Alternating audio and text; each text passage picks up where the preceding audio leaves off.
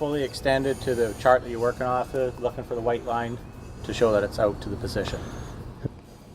Okay, on your outrigger beams, what are you ensuring? That they are both what?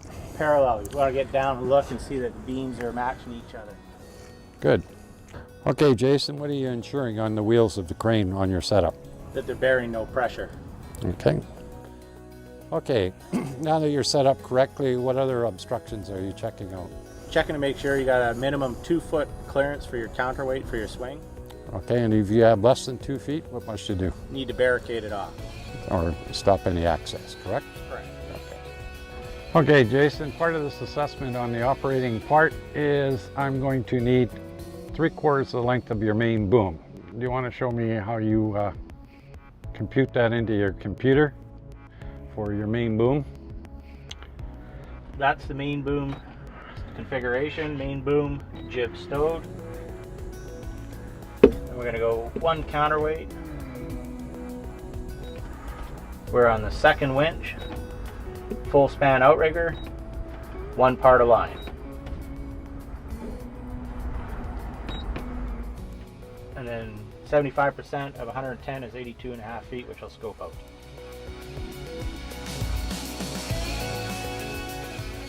Okay, Jason, I'm going to start the practical part of your assessment here, the operating part. Like I said, you're going to require 82.5 feet of boom out there of your powered sections. You will start from that first target there, and we're going to hook the chains on, and they will be a minimum of 6 feet.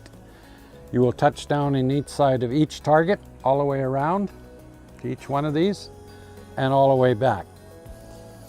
The only time the sling can touch the ground is inside the circle. I don't want to see the chains flying all over the place or you lack of control.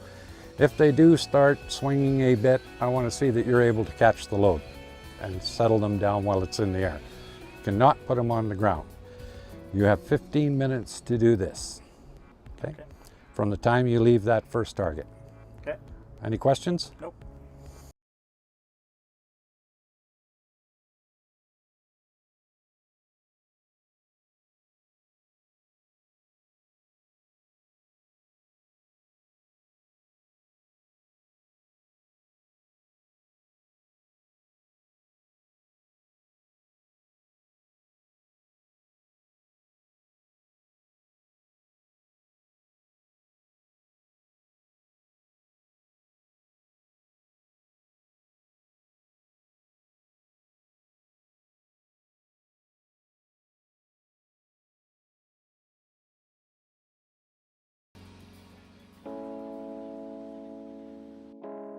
Okay, Jason, leaving your boom out at 82.5 feet, we're going to hook on the load.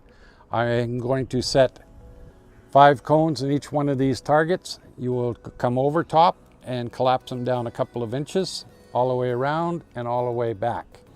You have 15 minutes to do this. You cannot scope in and you cannot scope out. Okay, I'm looking for control. If you crush the cones,